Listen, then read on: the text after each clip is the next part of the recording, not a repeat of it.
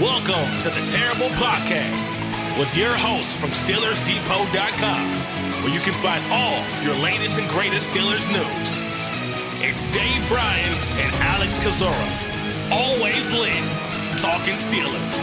And now, here's Dave and Alex.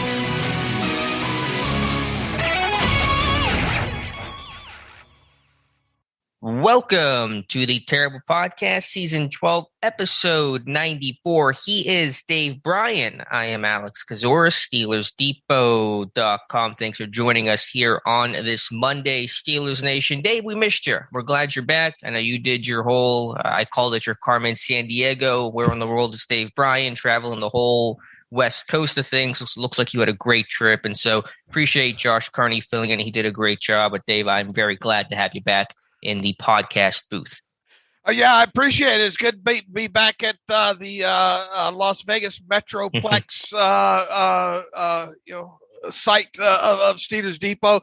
No, I mean, you know the Johnny Cash song. I've been everywhere, man. I have been everywhere. My wife did a great job of laying out, a trip for us throughout the Southwest United States through obviously through Arizona and New Mexico and back through kind of, the middle part of Arizona. I saw a lot of things, did a lot of tours, and got my mind mentally kind of refreshed there, and just in time with the NFL Combine starting this week. And huge shout out to Josh Carney.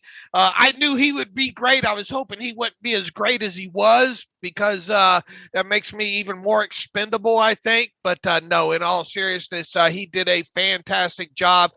You and the guys did as well too, and everything went well with the site. And I couldn't have been happier or have any more peace of mind than I did when I was on this 10-day journey, if you will.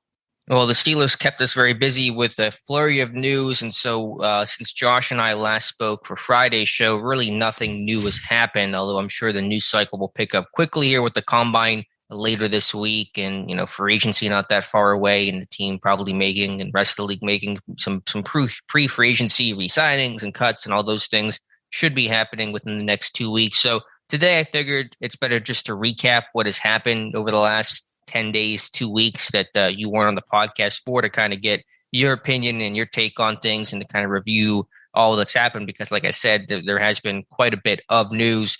We'll start with the Brian Flores hire, which came, I'm not even sure time runs together these days, but 2 weeks ago, roughly, as a senior defensive assistant / linebackers coach is the title that Flores is officially carrying with the team. Obviously, everyone knows what's happening with his lawsuits against the NFL and specific teams for a variety of reasons, and obviously some very heavy allegations against the Miami Dolphins, including Flores' claim that the owner Stephen Ross told him he'd give him $100,000 for every single loss the Dolphins had in the 2019 season. So, putting all that aside, though, from a football standpoint, I think we all understand the value of the Flores hire. And so, what's your take overall on the decision to hire Flores and what he could bring to this team, Dave?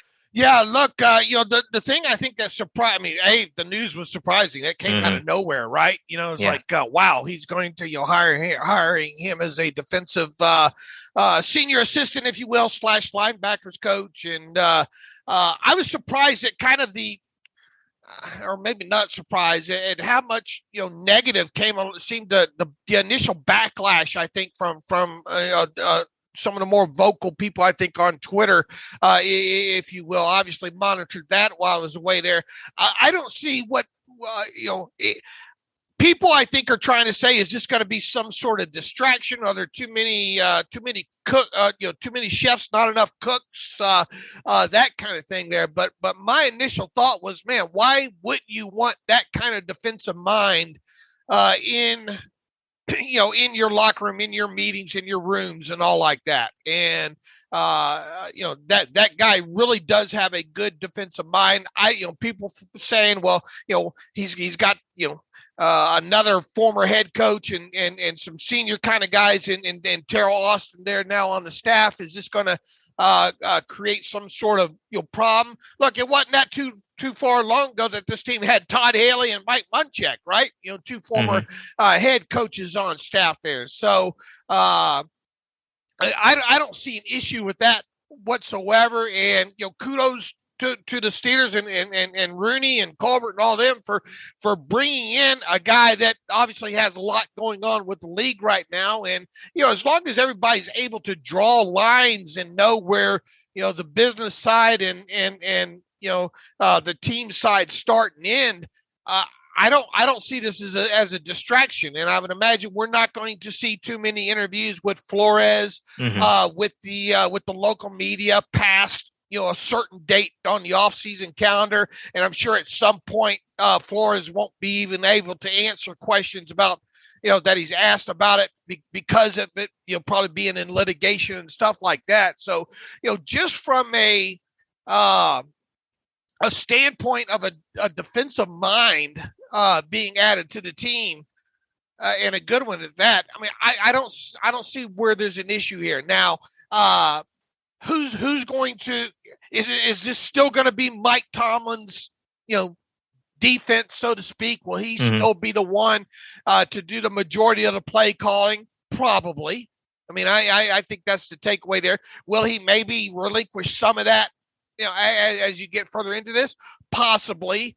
But I think more than anything, and I think, it's been kind of laid out, throughout these last couple of weeks that, a lot of the preparation is done during the meetings, during the build up to these games, to the pregame planning, the defensive planning, if you will, there. So hopefully that won't be an issue there. And how long will Flores be on this staff? I mean, look, if anything, if the Steelers are able to get this defense turned around quickly here and, add a couple of key pieces during this offseason here and get this defense back into, top 10 realm in several categories, or more importantly, against the run, this might be a one and done with Flores, which I think would be fine for the Steelers as well, too, right? Because it kind of, especially if he gets a head coaching job, there's going to, you would think be some compensation be involved in that. So I don't see how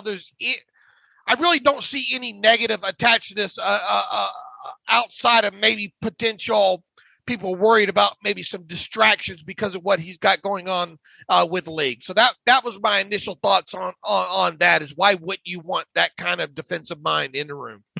Yeah, I was really happy with the hire, and I'm sure there certainly was, as there always is, a vocal minority of Twitter that will, look at the negatives of it. But I think generally speaking, most fans, both Pittsburgh and just NFL in general, were really happy to see the move. Thought it was a really quality hire, a smart football mind who obviously shouldn't just be a senior defensive assistant / linebackers coach. He should be a DC, should be a head coach somewhere. So to have him on staff in that role from the Steelers' perspective is a really good opportunity for them.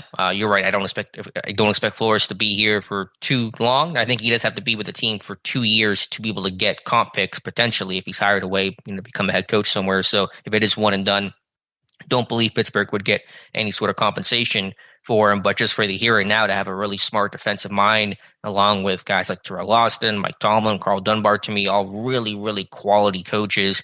It's going to make this defense, hopefully even better, in addition to the guys getting healthy and whatever free agency and draft additions they make this offseason. And look, we don't know what the future holds for Terrell Austin either. If this defense does turn around, Austin, obviously, been thought of in the head coaching candidate circles before. Who knows? Maybe he ends up turning around and getting a head coaching job somewhere there. And if so, then you have a guy like Flores who could step in and be the next defensive coordinator, if you will, there. So once again, I don't think, and giving him the title that they gave him was a bit curious, but I think I understand it. Because I would have liked to seen him maybe get maybe a little bit more clarification on that. But I understand what they're doing there and trying not to step on too many people's toes there when it comes to his title and all like that. But more than anything, I think you'd be foolish to think that Flores is only going to be coaching up the inside linebackers, if you will. This guy has a lot of experience coaching linebackers and safeties during his time in the NFL, obviously with the Patriots, a chunk of that there. And, everybody is familiar with his time, most recent time with Miami. And I don't think there's going to be any kind of rub with Minkah and him trying to get Minkah to do some of the things that Minkah really probably didn't, want to do. But there will be coaching in the aspect of technique and that kind of thing, I'm sure, when it comes to a guy like Minkah. Now, approaching the other side, the optimistic side of Twitter, if you will, everybody's raving about, Brian Flores is going to be the one that can now save Devin Bush. I think there's a lot of hyperbole in there, if you will, when it comes to that. Now, look, Devin Bush, obviously, there's been a lot of excuses made for him, I think, to some degree this offseason with guys like Colbert and Rooney and talking about, a first year back from that serious knee injury and all like that. But I don't think bringing in a guy like Flores off the street is going to magically make Devin Bush a better player. Devin Bush is, what's going to make Devin Bush a better player is him making more plays in general and getting off some of these blocks, period. To me, that's it. So I don't view Flores as being kind of this miracle worker coach, if you will. It's going to come in and make Devin Bush an all-pro or Pro Bowl type player there. Look, it's not going to be a detriment to Devin Bush, I don't think, in any way. But I'm finding it hard to grasp onto the optimism that, thank God Brian Flores is here to save Devin Bush, because I think Jerry Olszewski is a great coach, and I just really think that it's up to Devin really to make the difference, to have that growth on the field. And look, in no way, shape, or form do I think any of this changes the outlook on Devin Bush in his fifth-year option this year. I think you would agree that we still don't expect that thing to get exercised this offseason.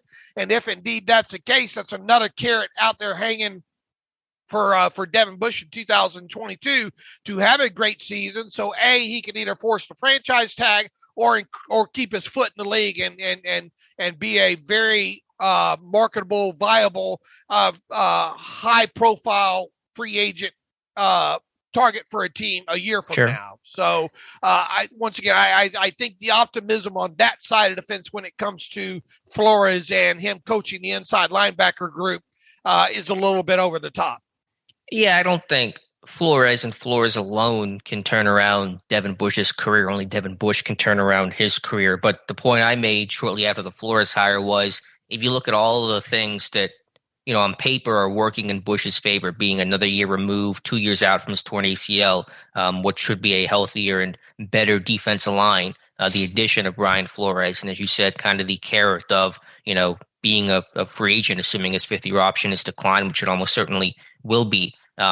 All those things combined puts him in the best situation possible to succeed. And if he can't succeed, then you just say then he is what he is, and it's not going to work for him, at least not in Pittsburgh. But if there's a chance for him to rebound, I think he's had all the outside factors coming together to give him that best opportunity to have a much better 2022 than 2021. Yeah, absolutely. But once again, this is a guy that I think that you drafted to be the quarterback of your defense as well, too, right? So not only were you expecting him to be not only, the key cog, a key playmaker in the middle of that defense, but also help run that defense. Sure. And we haven't seen that with him. What's going to happen? Look, a lot of things are going to happen in these next 2 weeks here that are going to go a long way in shaping this 2022 team. Part of those things that could happen is Joe Schobert might be no longer in Pittsburgh, and I know that's not going to hurt a lot of people's feelings, especially at the price that he's or at the money he's scheduled to earn right now.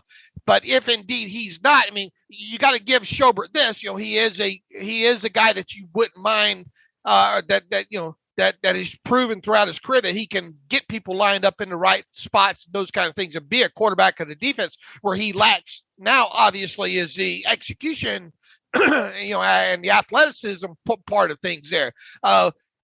If indeed he's gone, and it's hard to believe that he won't be gone in a couple of weeks, And, look at guys like we expect, I think, Robert Spillane to probably get tendered here in the next couple of weeks. And even if he returns, who's going to be the quarterback of that defense? And right. can Flores somehow, Flores and Jerry Olszewski combined somehow have some sort of a key impact on Devin Bush's offseason that's going to make him a better overall just field general, if you will, of this defense, let alone a better player. Yeah, it's a really good point, and it's certainly one of the things you hope Bush can improve upon. And you're right, he was drafted to be the 3-down linebacker, the quarterback of the defense. Had gotten the green dot, his second year before he blew out his knee. But I think the picture and the hope of that has changed right now. Bush needs to be just a good player in himself first, and then you can focus on him leading others and focus on other type of things. But that does open up the question, who is going to be the quarterback of this defense if it's not Devin Bush? And if Joe Schobert is not here, I don't know. I'm not sure if the team would know that right now. Man, I think right now, the ups or what you're hoping for as a ceiling for Devin Bush in 2022 is him playing, 85% or more of the snaps and leading the team in tackles. So a guy like Minka Fitzpatrick doesn't have to, and having some playmaking involved in there. I'm not expecting this guy to be Brian Urlacher or sure. All Pro Bowl type player, but and making 10, 15 plays behind the line of scrimmage. I think it was foolish to kind of expect that kind of stuff right out of the chute with him, even coming out of college. But man, this has been trending as a huge miss for the Steelers to this point, and I think right now you have to kind of go back in the lab and say, what does he do best? And can he become more the field general? Because let's face it, even if he's on the field 85% of the snaps, in 2022, how is his leadership skills going to be? And, you could have turnover where you don't maybe not have a guy like Joe Hayden in that defense there. Who's going to be your field general on the defensive side of football? Minka can obviously help there, but he's obviously, a lot of times tied to the post there, and you worry about the communication aspect of that. Obviously, you have a smart guy in Cameron Sutton, but, he's on the outside a lot of times. You just really worry about what's going to happen there, just more from a leader of that defense in the middle of it. Yeah, sure. And, Cam Hayward's a great leader, but he's not going to be someone wearing the green dot. And I don't know, maybe they do that with TJ Watt. He's done that briefly before, but I think all that at the moment is secondary because A, they're going to bring people in, and B, Bush just needs to be a good player, just for himself and for the defense before you start expanding that role and the expectations of him beyond himself. What downside, if any, do you see with the hiring of Flores? Really none. I mean, obviously, as this lawsuit, which is still continuing, he's not dropping it because of the Steelers hiring, which I think is the right and expected move for him. I mean, it's going to be a story, although I think he'll only talk to the media once, twice, the entire year. This will still be a story that's in the news as this lawsuit proceeds, however it ends up proceeding. But I don't think it's going to be a real factor or distraction or an issue for this team in any regard. I should note also just on Flores, because he basically is carrying almost the same title as Terrell Austin did, just being a linebackers coach in title as opposed to Austin, who was a secondary coach, and that's essentially what he did, on the practice field. But I think Flores will probably be in the booth on game day, assisting Tomlin with challenges and in-game management, things like that, the way that Austin did. Now that Austin's DC, his role and responsibilities on game day have shifted, but I think Flores will occupy that role that Austin did, which will be, have some value as well. Right. And, with him not having the title defense coordinator, he obviously won't be front and center.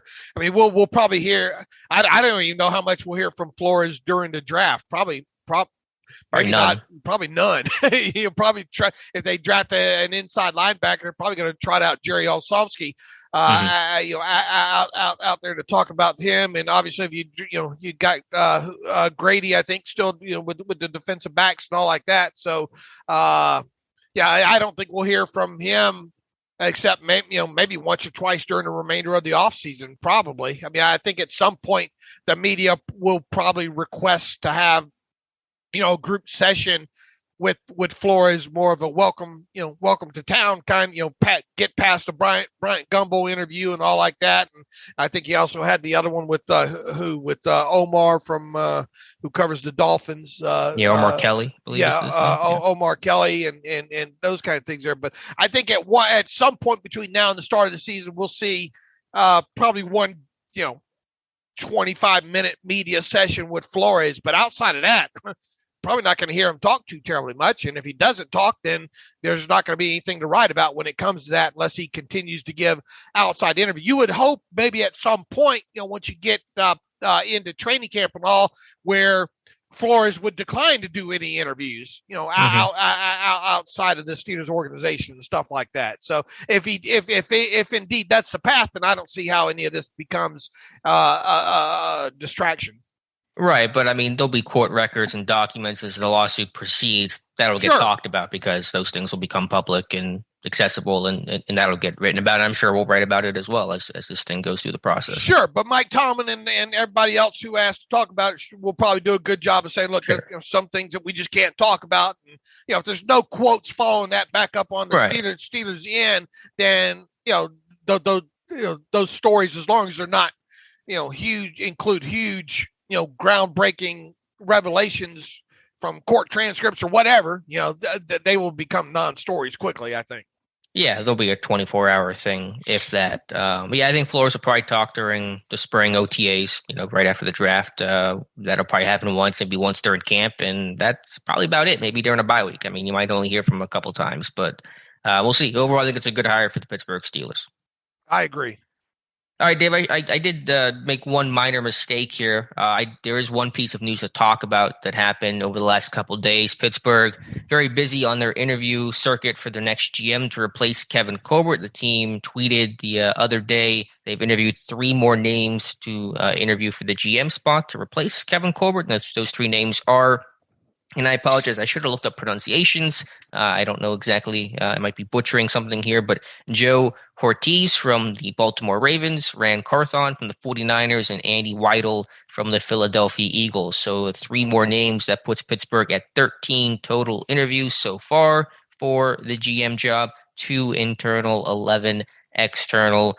Ortiz has been with the Ravens his basically entire working career. Carthon played in the NFL, was with the Rams and the 49ers, and Weidel is a Pittsburgh native who actually his first NFL job was with the Steelers in '98 and has been with the Eagles for several years, all in that player personnel, football side of things are all kind of where those guys work. And so those are the 3 latest names to add to the Steelers' extensive and expansive GM search. Well, I never thought this list would get that long. I got to admit that, but I guess why wouldn't you? It doesn't sound like it doesn't sound like we're going to get an answer to this thing until probably after the draft, right, or until right before it. Kind of judging what's been said about Rooney and Colbert and all like that. I think at some point coming up, the window to interview some of these people with organizations will close as well too. So I guess why not? If someone's open to have an interview, why not talk to them? If you stay open-minded as possible with this thing, even though and I think you had a terrible take recently while I was gone about it, why you still think Brandon Hunt is the leader in the clubhouse there. And I agree with you with that. But on the same note, I think the Steelers have shown over the years to be very open about his interviewing, maybe as many candidates as they can, when it comes to certain, obviously, key positions in the organization. Had they, had they not interviewed Mike Tomlin, back in 2007, even though everybody thought Russ Grimm was going to get a job, had they not kept an open mind there, obviously he wouldn't have been the choice of the head coach there at that point. So I am surprised by how long this list has gotten, but I am with you in the fact that I still think it's probably going to come down to 2 people, Omar Khan or Brandon Hunt, and I think Brandon Hunt is indeed the leader in the clubhouse. Yeah, that's just my feel of it since it's coming, after the draft. But as I told Josh on an earlier podcast, I got to praise the Steelers for having such a wide search because A, they have the time, and B, they haven't had to do this search in 22 years. And so it's good to talk to a lot of people. And who knows, maybe someone you really love from the outside emerges and you say, yeah, it might be a little awkward to make a hire after the draft and bring an outsider in. But if it's a long-term play and a 5, 10, 15, 20-year plan, then, one kind of awkward offseason is all worth it. And, they like their Pittsburgh ties. And Weidl, for example, has some pretty strong Pittsburgh ties. Other guys they've interviewed have the same. And so you never know what could happen. And so, yeah, March 1st is the deadline. Kevin Colbert said last week about being able to interview people for GM jobs without teams being able to block those things. And so Pittsburgh trying to get all their interviews before that March 1st deadline. And so Kevin Colbert said this is the first round of interviews. Second round of interviews will take place after the draft with himself, Art Rooney, and Mike Tomlin. And so really won't know a GM probably until early to mid-May. So they're just trying to get as many first interviews in.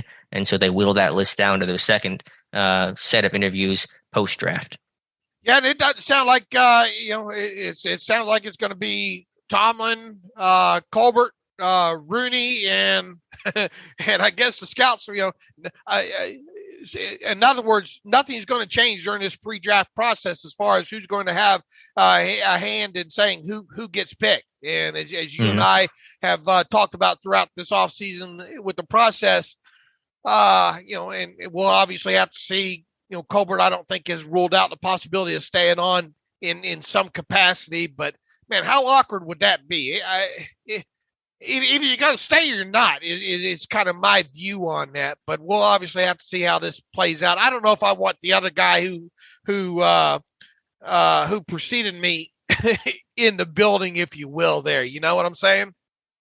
Yeah, but I think Colbert is going to be able to walk that line well. He's not a big ego guy, and he's not going to be controlling or anything. Obviously in Baltimore, Ozzie Newsome still is there as an advisor type of role for Eric DeCosta, and that seems to be working just fine over with the Ravens. So there's always a risk and a chance, but I think because any of these, all the guys that Pittsburgh's interviewed, all 13, have never been GMs before. So to have someone that you can talk to that's been a GM for 22 years is a valuable resource. So I think, there's a line to walk there, but I think Colbert and the Steelers will walk it well. What percent chance do you give it at this point of it being somebody outside of Hunt or Omar Khan? I mean, that's really hard to say because I don't know how these guys are interviewing. I'm sure several of these guys have impressed the Steelers. And so there's always a chance. I don't want to say there's no chance when you have 11 external, only 2 internal kind of names. I still think it's low, though, and I believe it will be internal. I believe it will be Brandon Hunt. So I'll say, putting a number on it's difficult, but 15, 20%. But I do think the overwhelming odds say it's going to be an internal promotion. Do you have a most intriguing guy now? Now that you look at the list of 13, obviously two of those being Hunt and Khan. Do you have any of those other 11 that you view as being the most intriguing on the list? Again, it's hard to really know who would be at the top there. Josh and I talked about the Colts guys, Morocco Brown, Ed Dodds as being interesting. Dodds has gotten some GM looks before. Obviously, Louis Riddick is one of the biggest well-known names on this list. I think Weidl's resume is interesting being a Pittsburgh guy because I know that no one gets hired because of where they were born, but Tom Donahoe was a Pittsburgh guy, Mount Lebanon guy. Kevin Colbert, Pittsburgh guy, North Catholic guy. And so they've always kind of liked the Western PA people. Bill Cowher, Crafton guy. And so they've always kind of had an affinity for those things. And so when I see, Brandon Hunt and I see Andy Weidl and those guys and some of the other people they've interviewed that have gotten their start in Pittsburgh, always kind of captures my attention a little bit. So that's a long answer without a lot of information there. But I think some of the Colts guys were pretty interesting, Brown and Ed Dodds. Okay. All right. So, yeah, that wraps up where Pittsburgh's at. I assume that'll be the whole interview list with the deadline being tomorrow. I don't think any other interviews will happen today or be announced today. But if they do, we'll certainly let you know about it. So that is the news on the GM search and on the Brian Flores hire. Kevin Colbert speaking with the media last Monday, so a week ago today. And so had a good conversation there. Probably the two biggest things he talked about was the quarterback situation, and he didn't obviously divulge a whole lot of details other than to say they're going to add 2 more quarterbacks, basically confirming they will tender Dwayne Haskins, a restricted free agent, obviously Mason Rudolph under contract, and continued to praise Rudolph about his starting record and experience and those kinds of things, but obviously signaled they're going to add 2 more quarterbacks, and that was basically where he left it.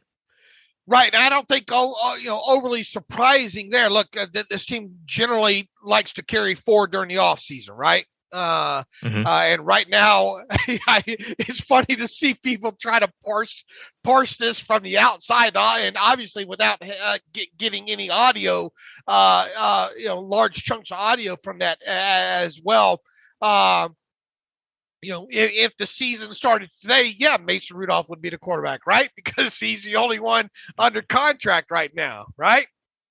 Right. Yeah, he's literally the only one under contract. I mean, Haskins has not been officially tendered, so he's still set to be a free agent. He will be tendered, but has not happened yet. Right. And one of my terrible takes before I left town was, look,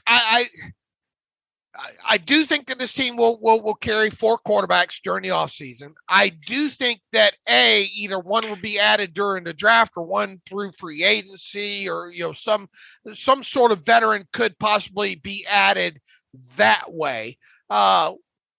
Is Joshua Dobbs destined to be number 4?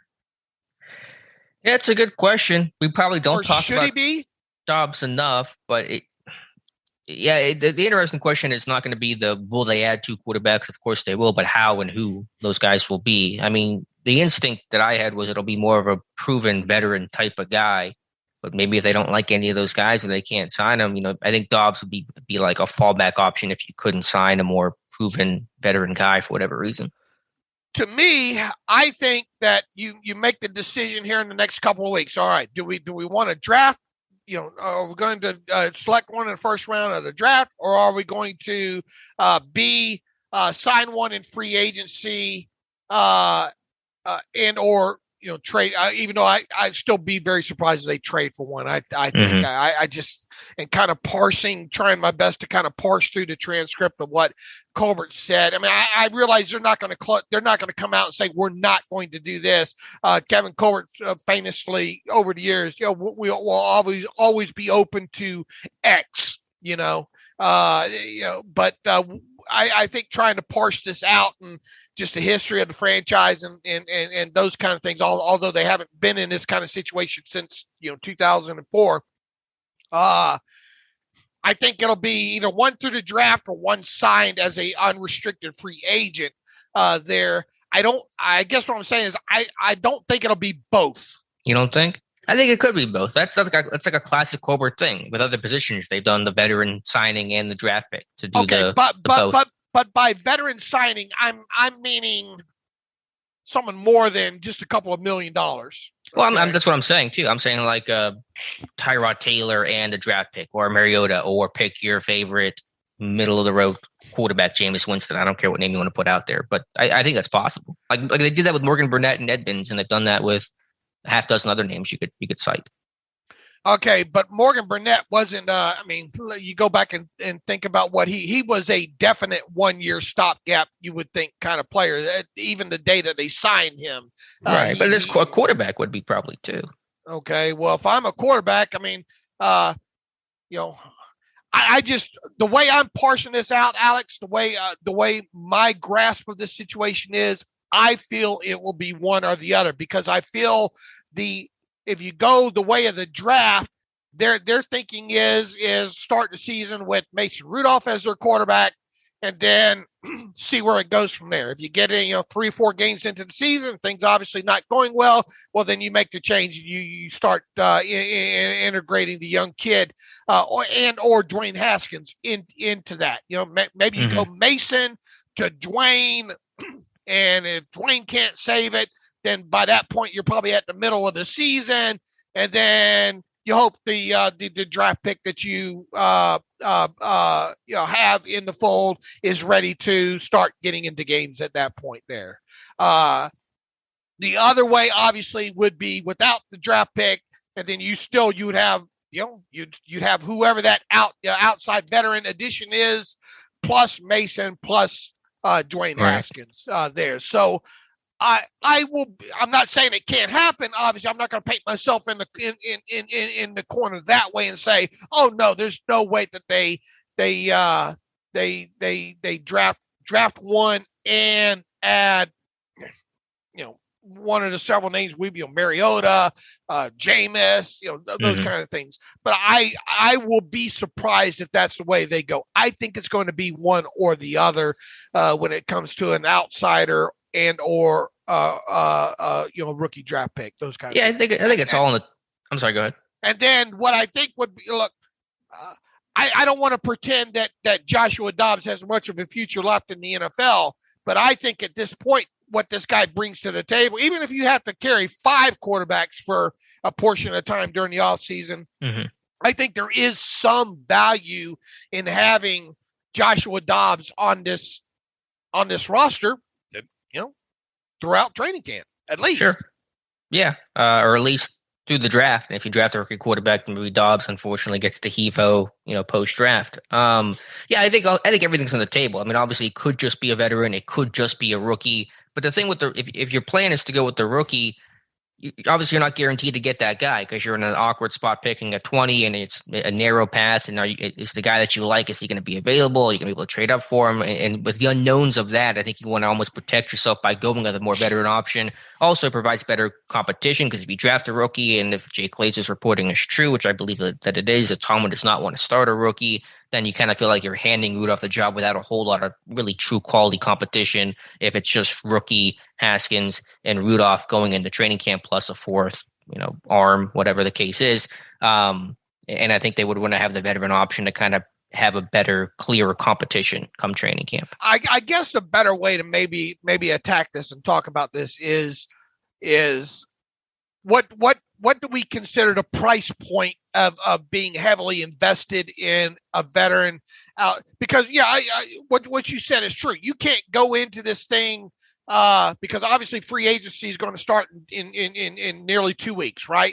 And by the time the draft rolls around, what's going to be left out there as far as a veteran guy worth much. Worth the salt, and all like that. So, and then, obviously with free agency happening first, you can't sit there and say, well, we know one of these 2 quarterbacks that we love is going to be there at 20 overall. All right.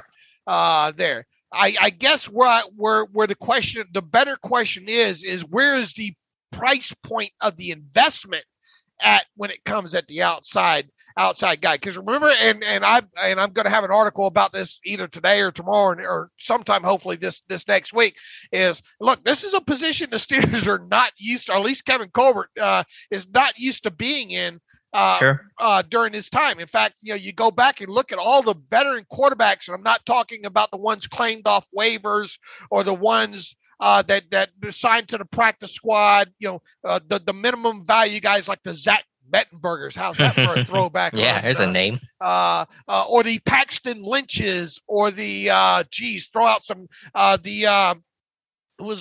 Kurt was it Kittner, the quarterback back in back in 04? 04 when they had all those injuries, and they added him during the preseason for a game or so, those kind of things there. I'm talking about true outside quarterbacks that the Steelers have signed during the offseason. And the whole Kent Graham thing, how did that work out? Obviously you didn't have a lot invested in him overall. And that was, what year was that? That was 2000, wasn't it? With Kent was it Graham? 2000? It was early in Colbert's tenure, somewhere between that and like 01, 02. All right, and I think it was 1 point something million per year for him, and obviously that didn't work out. And then you fast forward to Tommy Maddox. You had a 2-year minimum deal with Tommy Maddox, coming obviously back over from the XFL at the time. So there really wasn't, there wasn't a huge investment in that, obviously. And then you even look at a guy like Charlie Batch.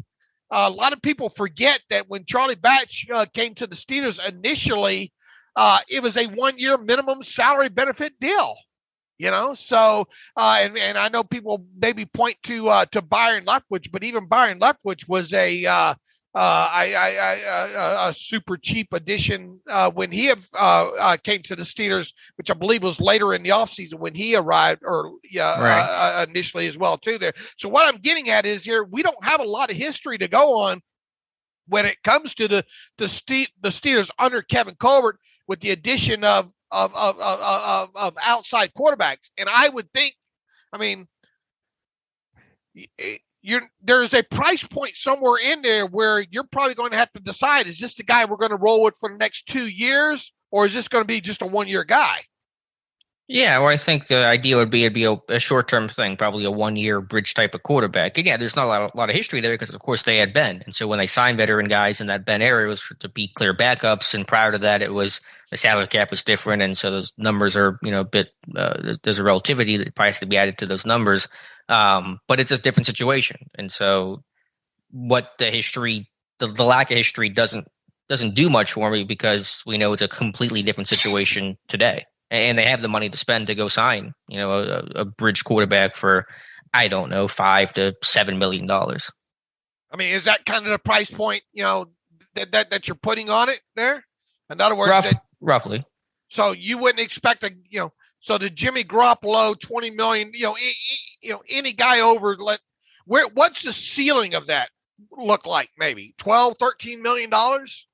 Garoppolo would be a trade, obviously, and so that that'd be a different thing, and probably be a longer term play if they were to trade capital and take on the contract of Garoppolo and all those things. In terms of a free agent, I think probably under $10 million is kind of the ceiling, but I'm hesitant to put numbers on these things too concretely because I know free agency can be wild and they have some money. If it's a 1-year deal and if it's structured in a certain way, then it could be more. And quarterbacks do not come cheap in free agency, even the ones that aren't particularly good. Now, and you have to look at situations on top of it. And, I think a guy like Marcus Mariota, I think he might be best served to take maybe a little bit less money for maybe the opportunity to know he's going to have a center stage, if you will, with a team like the Steelers, right? Would he maybe take a couple of $1 million less to not be a backup? Have a genuine opportunity to fight to be, a starter in 2022.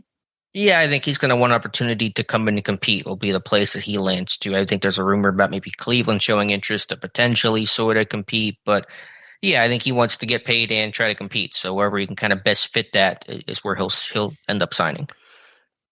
Here, once again, this is my take on this as we sit here right now. I think if they do bring in any kind of Mariota, Winston, those kind of guys, I find it highly unlikely that they spend a draft pick on a position. And obviously, that it depends on who falls to them. I don't want to see this team just draft a quarterback just to draft one. I've said that several times over the years. I don't think they will do that. I do, however, think that they will be fine with, say, 1 or 3 guys in this draft class. And I hate to see them do that. I would hope that they would have their favorite and say, if we can't get this guy, then we're gonna go a different direction there. But somehow I have a feeling that they have 3 guys circled right now and are thinking, okay, we will be fine with one of these 3 in the first round. Yeah, it's obviously not all these guys are going to go in the first round, right? Or are they? Well, Willis will, Pickett will, Corral probably will. Those are 3 can probably almost write in pen in terms of going somewhere in the first round. I still stand by the fact that I think that they really have their sights set on Malik Willis.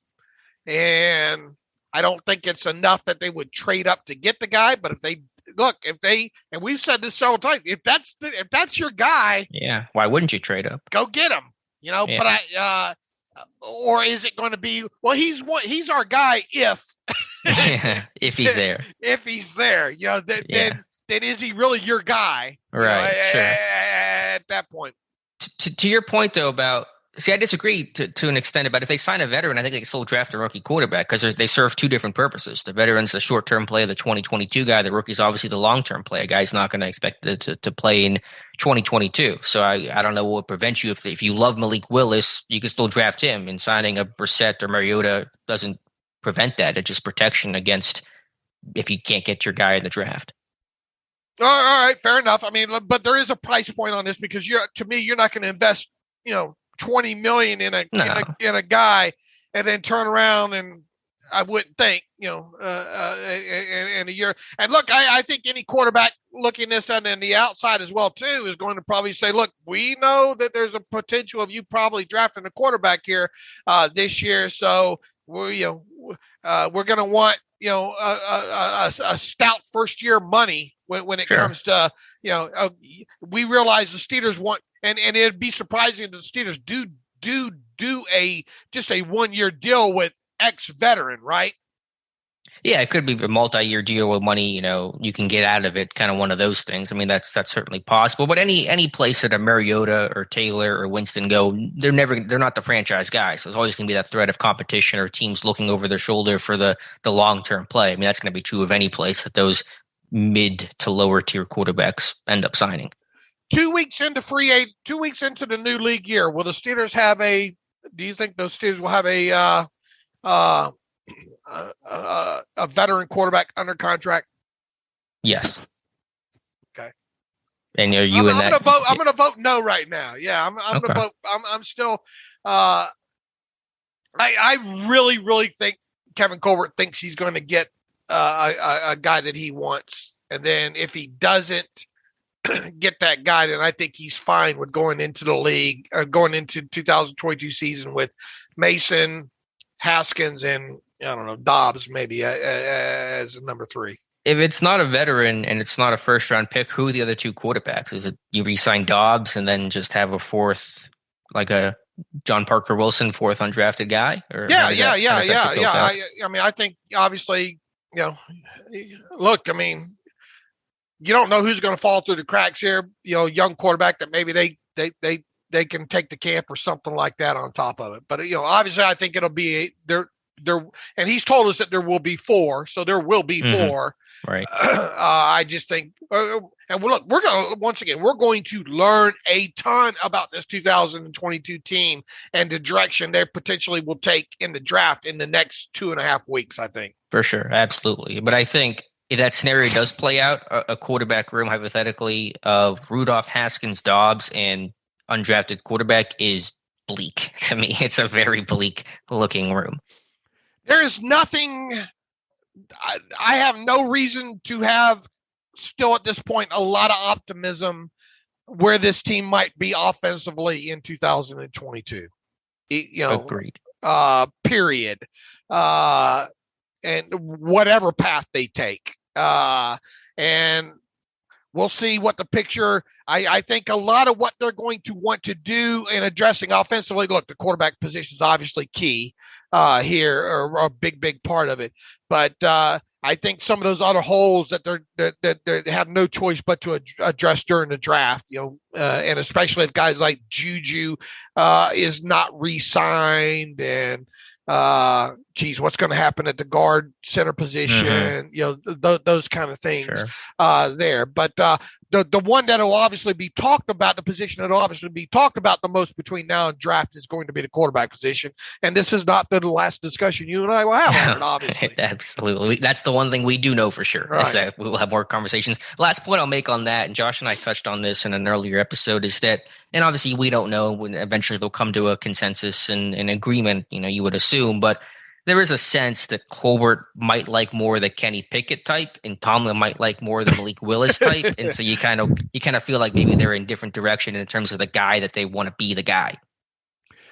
Man, I can't think when I'm looking at the tape that I've looked at so far, and I've gone through quite a bit of the quarterbacks now at this point here.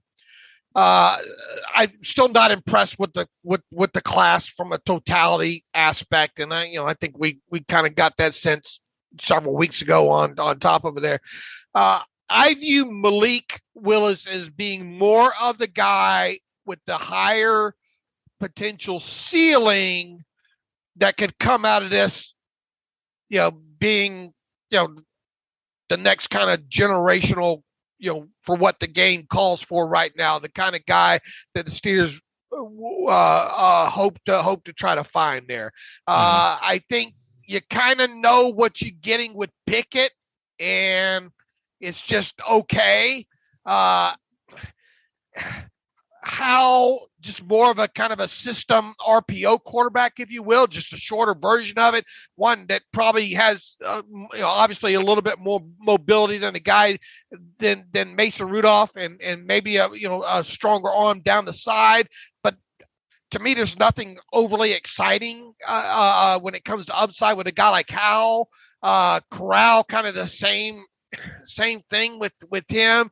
Just if I was going to sit in the first round and try to hope a guy falls to me, it would be Malik Willis. And if I were to maybe try to trade up a spot or two to get a guy, I think that guy would be Malik Willis. Now, no way am I saying that I think Malik Willis is the next wow, quarterback. I just think in this class and this class alone, that kid, if groomed properly, if able to take instruction and able to mature his game and take it to the next level, and if I think that guy gives you the best opportunity of all the quarterbacks in this class to maybe be that next Madden cover quarterback, if you will. Mm-hmm.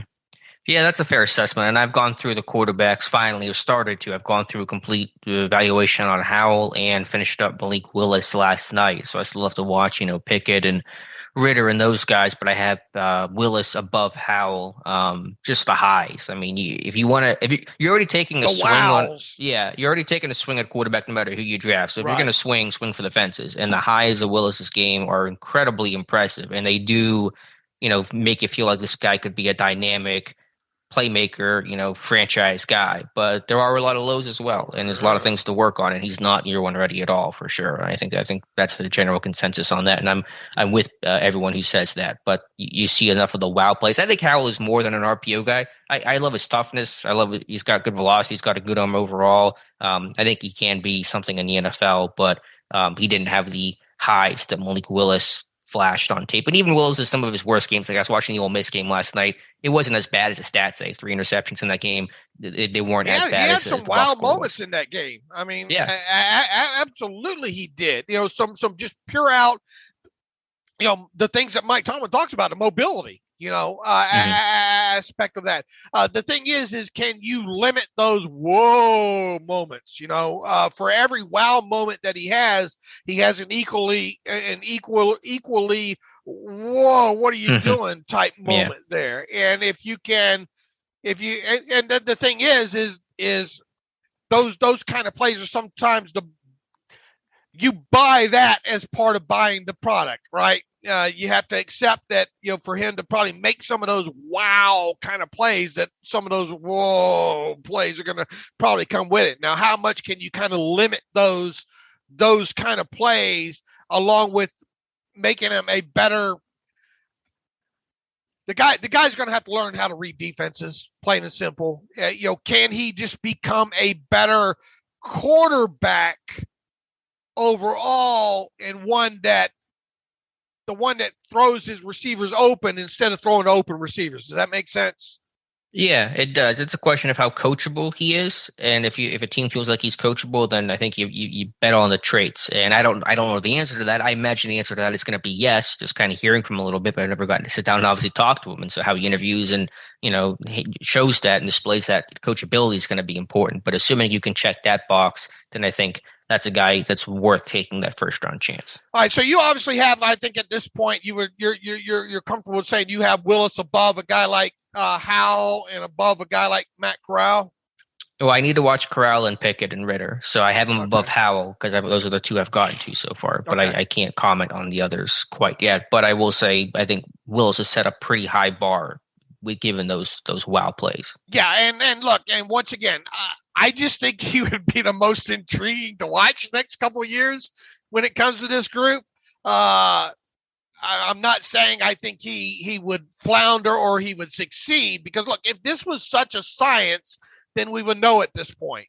But I just think that his ceiling to him is just far and away higher than any of the quarterbacks in this class. Yeah, and but there's volatility in his game too. There is that unknown. Huge volatility.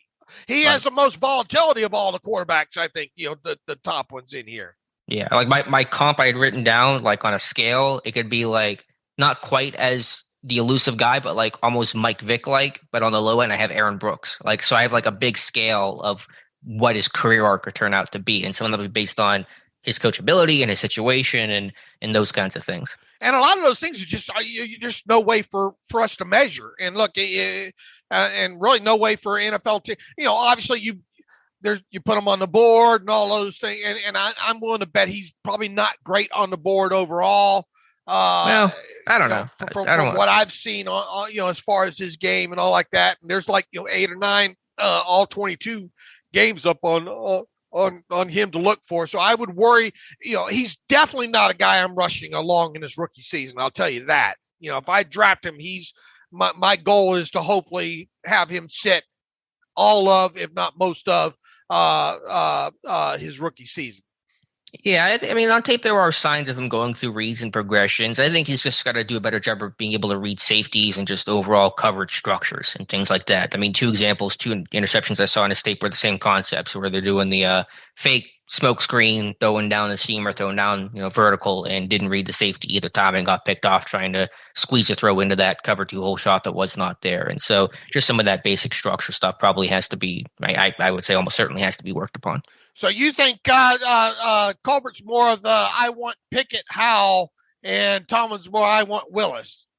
Yeah, it's a very loose, educated guess, right. But when you hear Colbert talk about he really prioritizes accuracy, kind of downplay the importance of mobility to some degree, and you hear Tomlin talk it up. Again, they'll come together on a consensus, I'm sure. But Tomlin, I know it's 50-50, but Tomlin's the guy who's going to be here longer, so I think he'll get his way more than Colbert does. But that's just kind of a loose sense of what I feel right now. And then to circle that back, what I said 15 minutes ago, I think this team has 3 quarterbacks that they're going, okay, and those would be the 3. I think that they have kind of circled like we would be okay with one of these 3, meaning Pickett, Howell, or Willis. Do I know that for sure? Absolutely not. But that's sort of been my sense on that. And I really hate to see that, because I would like to see them have a consensus. Man, we really want that guy. But it's hard to do, obviously, in this class, because there's a lot of different flavors, if you will, in this class. I mean, look, and you still got a guy like Carson Strong that, in the right system, I think could have some success at the NFL level.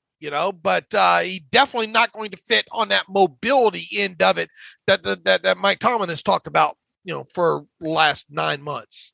Right, and we shouldn't forget about Matt Corral either. I know he's a lost name in this process, but you don't want to completely discount him as a possibility as well. Right, but I do think that they're 3 that they have circled right now. If I was to bet, it would be Willis, Pickett, and Howell.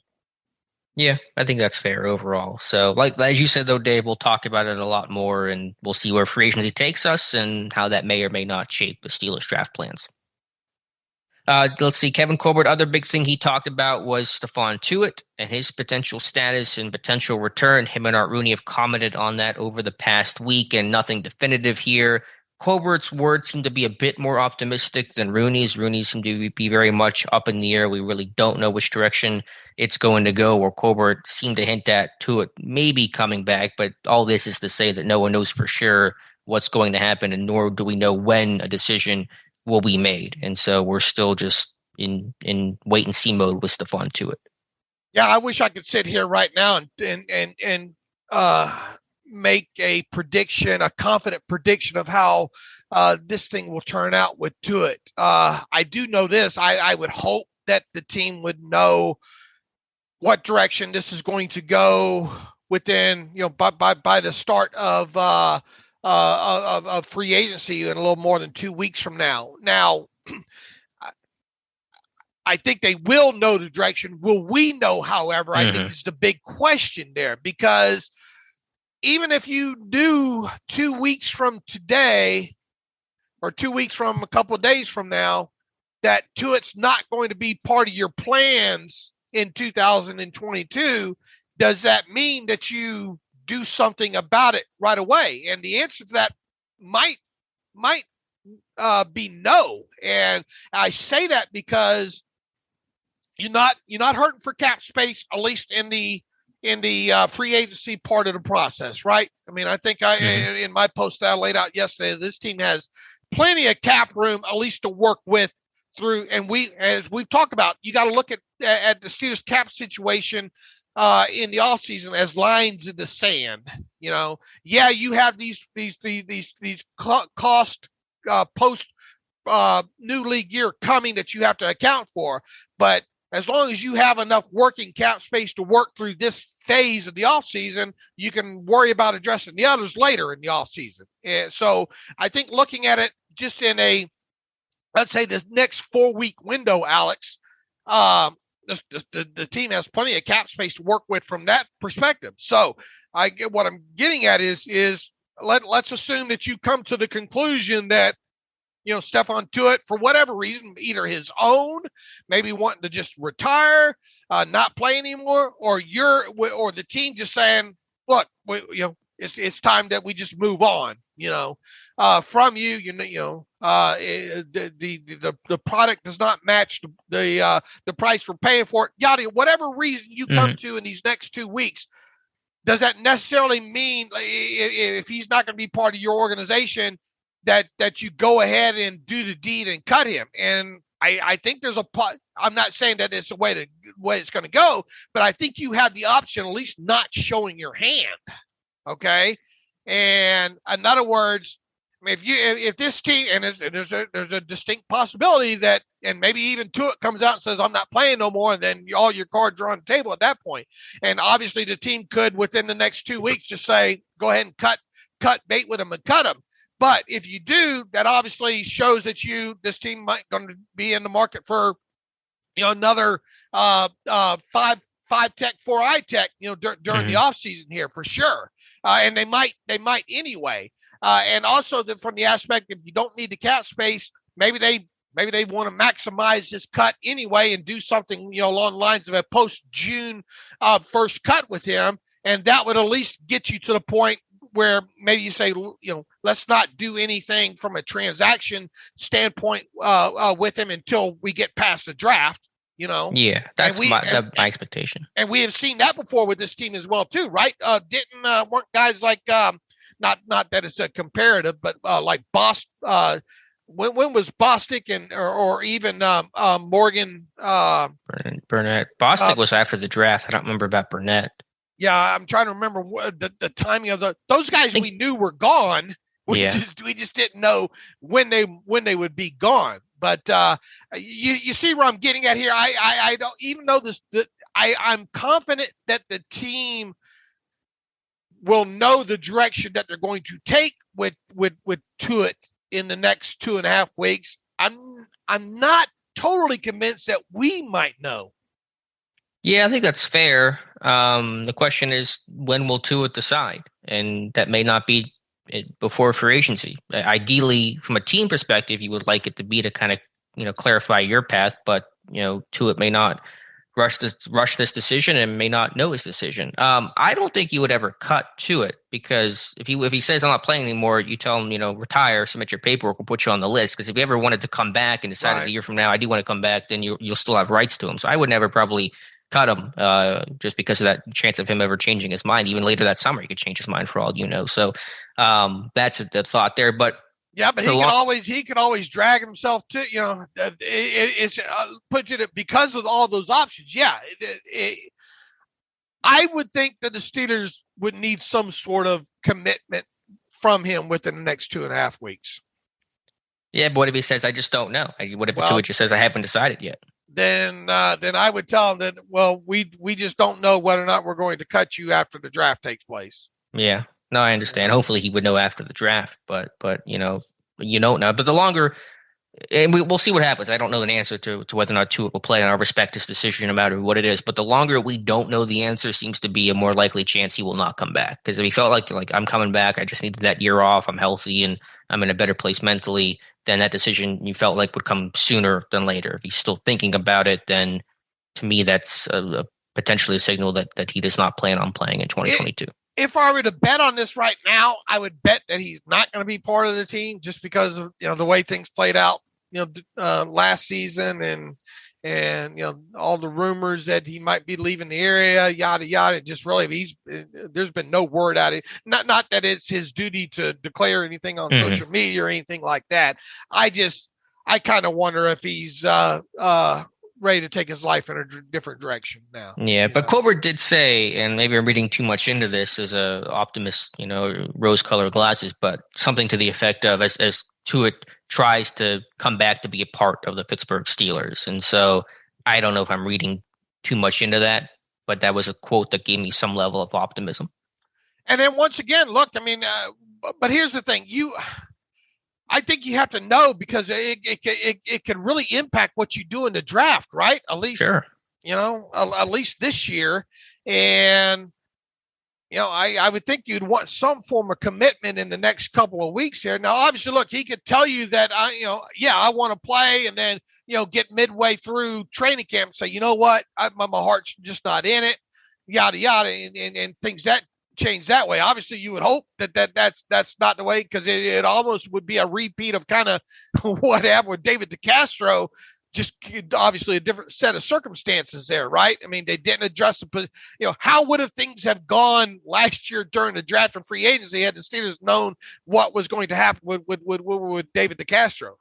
Yeah, absolutely. I think Colbert said one of his offseason regrets was not adding another offensive lineman. But obviously, if you would have known early on in the process that Castro wasn't going to be available, it probably would have changed your other calculations in your offseason shape. So, yeah, I get that. But, Tuitt's, you don't want to rush to it necessarily because you got to let them respect the time and decision. But at the same time, you're a team and you say we got to be able to chart our course as well. All right. Now, having said all that I said there, maybe us not knowing which way this thing will go. My gut tells me we will probably have some sort of more clarity in 2.5 weeks. I hope so. That would make sense based on the timeline, but as with everything else in the situation, I do not know. Right. I don't know how it's going to play out. I would just like to think.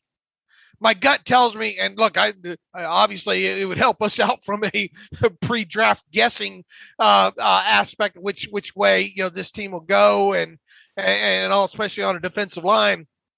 If we had some more of a definitive decision on Tuitt, obviously by draft day. But I just want to let everybody listening know that because of where this team, if you had needed the cap space and all like that, you'd be more apt to be in a hurry to make a decision with him by the start of the new league year. But this year is obviously a lot different from a cap perspective. Whether or not they cut him or force him into retirement, whatever, it's not going to make one iota, I don't think, of a difference of how they attack free agency. So I just wanted to leave it out there that if we got 2.5 weeks from today to start the new league year on March 16th, and Tuitt is still on a roster, unless we have definite from the team one way or the other from Tuitt, we still might be in the dark in this. Right. Yeah, I think that's a fair assessment thing. So Art Rooney spoke with multiple local news stations and said Tuitt's status, quote, needs a little more time to resolve. And so no exact timetable on that, of course, but that was Rooney's phrasing of the Tuitt situation. And we'll just have to see how this plays out. Once again, it goes back to what we've kind of been the running theme of this podcast, at least this episode, is, boy, we're going to learn a lot more about this team in the next 2.5 weeks, I think. Yeah, for sure. So I know we aren't providing a lot of answers today, but we don't pretend to have all the answers. And so it's really hard to provide an answer on this because it's such a unique situation with that guy. And, look, my thoughts on this have not changed with him. If the guy tells you he wants to play and his heart's in it, you keep him. You let him play. That's my thought. You hope that you get 2020 Tuitt in the process, and there's no reason to think that you wouldn't. in that aspect. I mean, if he tells you he wants to play out the 2022 season, he's ready to come back and do this thing, I let him. Without question, I don't even think twice about it. Now, if there's some question within any of that, and once again, obviously I'm not close to his situation or the Steelers situation, how talks are going or anything along those lines. If there's any doubt in his mind, I sure would like to know it within 2.5 weeks, I think. Right, but it was good to hear there's been communication that the Tuitt and the Steelers have talked, and so hopefully that puts them in a direction to have an answer one way or another, because just having an answer is the most important part of this whole conversation. What else? Did Colbert or Rooney talk about guys being extended and how that might be more than just one? Look, we all know Minkah Fitzpatrick's getting a deal, right? That's an understood, but that deal might not happen until after the team isn't likely to happen until after the team reports to training camp. Although it could happen before, I just think we're setting ourselves to see kind of a repeat of the TJ Watt situation, if you will. These things aren't going to come together overnight and not within the next 6 weeks or anything like that. So, right. But I think we both agree that Minkah is going to get re-signed at some point during the offseason. The question is that extension become extensions? Yeah, I don't believe that Colbert or Rooney. I'm almost certain Rooney didn't say it. Maybe Colbert did somewhere. Did one of them say we have a couple guys we might want to extend or something along? I don't have the transcripts in front of me. I mean, maybe there was a reference to it. Obviously, Minkah was probably like the top name being referenced to that. I know that Colbert said no decision's been made on Bush's fifth-year option, although we basically know which way that one's going to go. It won't be picked up. But that was probably the extent of contractual type commentary. I would hope someone, and I know several media members listen to this podcast. So, we have, of course, Jonathan Heitritter at the Combine as well, too. I think Kevin Colbert speaks on Tuesday, right? Mm-hmm. There. Don't know the time on that, though, right? Right. I think it's noonish. Earlier, 11 noon. Yeah, probably right. Colbert usually likes to be like the second or third one up in the rotation there, so we'll see if that is the case this year. I put him more on the spot about it. Not that you're going to get a definite answer from him, but nobody's asked him about Deontay Johnson, have they, or him, or Rooney? Nobody has asked those two about Deontay Johnson in this last 14-day cycle, have they? No, not by name. No. All right, man. Wouldn't that be the other obvious candidate for an extension this offseason? It would. I know we've talked about it several times here on the podcast, and so that would be the other name that you would consider. I mean, Fitzpatrick's like a lock to be talked about and almost certain to get done, and Johnson's a bit more up in the air. All right. What else do these guys have to say? Yeah, those were the two big things with Colbert. I mean, there's a bunch of other smaller things there, but with Rooney, talked about to make his comment that he thinks Mason Rudolph is mobile enough. Take that for whatever it's worth. I mean, I think my joke was you watch Ben for this long, anyone else looks. It's like it's your Eddie Murphy joke about the Ritz cracker thing, starving on an island. So Rudolph's going to look like Usain Bolt next to stuck in the mud Ben. But I think Rooney did make some references to adding quarterbacks with different degrees of mobility, and hopefully ones that are more mobile than Mason Rudolph. Yeah, look, I and Mason's more mobile than Carson Strong, so for whatever that's worth right now. But I still, from where I sit right now, if I'm gambling on this, and maybe I am, Mason Rudolph, the probability of him taking the first snap in week 1 still seems high, in my opinion. Yeah, I think we'll have a better answer for you when the dust settles. I just don't know which way this thing will go. And I mean, to beat a dead horse, and we talked about quarterback a lot just a couple minutes ago. So certainly it's very possible that the Rudolph issue week 1 starter. I don't want to completely discount the idea. What are your thoughts? We did when we're going over the list. What are your thoughts on Winston? My concern is just, will he take care of the football? And I know things were better with the Saints this year, and I know he had like the LASIK surgery, and I don't know if that changed him, but my ideal quarterback for the bridge quarterback of 2022 is going to revert back to that old school like 04, 05 offense. So run the ball effectively, play really good defense. The quarterback manages the game and does not lose you the game. And I'm worried Winston's going to lose you the game too often with potential turnovers and poor decisions. Yeah, I agree. And I would like, people view him as being mobile. I would like more mobility than even he has. No, he's not that mobile. And to me, you have kind of a poor man's Winston on the roster already anyway, right? In Rudolph or Haskins? And Haskins. Yeah. I mean, Winston, I think, is obviously strong better, arm, more experienced. Yeah. It's not that if it's any bridge quarterback they bring in, assuming it's a 1-year thing, I'm not going to try to get too upset about it because I understand it is just a short-term Band-Aid. But Winston is not a guy I'm not as high on him as some other media members are, put it that way. I have now, after looking at the possibilities and hearing all the speculation and, I view it as more of a Marcus Mariota or bust. If I'm going outside veteran, cheap, 2-year unrestricted guy. Would you even think about a Tyrod Taylor? Nah. No.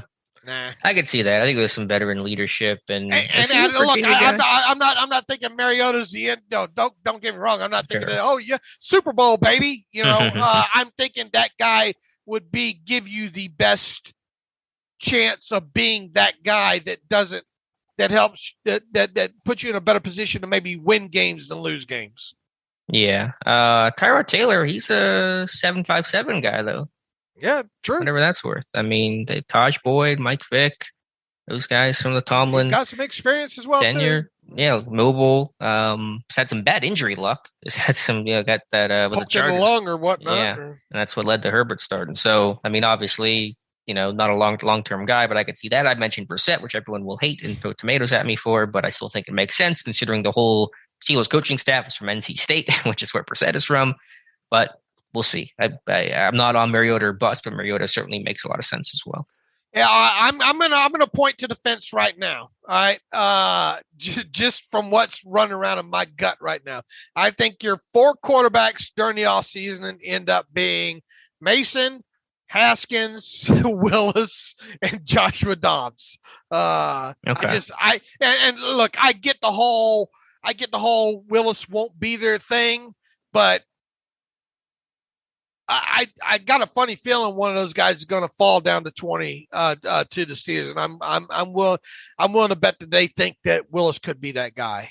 You think Willis would fall? I think it's hard at this point for me to think he'll fall. Possible. If we talk about he's like the upside guy, the best reward guy, how does that guy fall to 20? Because I think you look at the teams ahead, it's kind of a perfect storm where teams a lot of the teams ahead of them aren't likely to draft a quarterback unless the team trades up in front of them. So, well, I mean, that's possible. Someone trades. I mean, B, I think Josh and I ran through names. There's Denver, there's the Saints. There's a solid list of like 4 or 5 teams that certainly could use a quarterback. Detroit, for example. I mean, okay. I think it's just hard to see that guy. I think they would have to trade up for Malik Willis, and they could. I think it's possible if they love the guy. Like, why would you not trade up? If you think it's a franchise guy, you have a chance to get him, and it's going to just cost you. Even a 3rd-round pick or whatever, why would you not do that if you really love the guy? And I think, too, I mean, a lot of these teams, I think, are going to look – I think a lot of people will agree that the worst thing that you can do in Malik Willis is to draft him and throw him into a starting lineup week 1.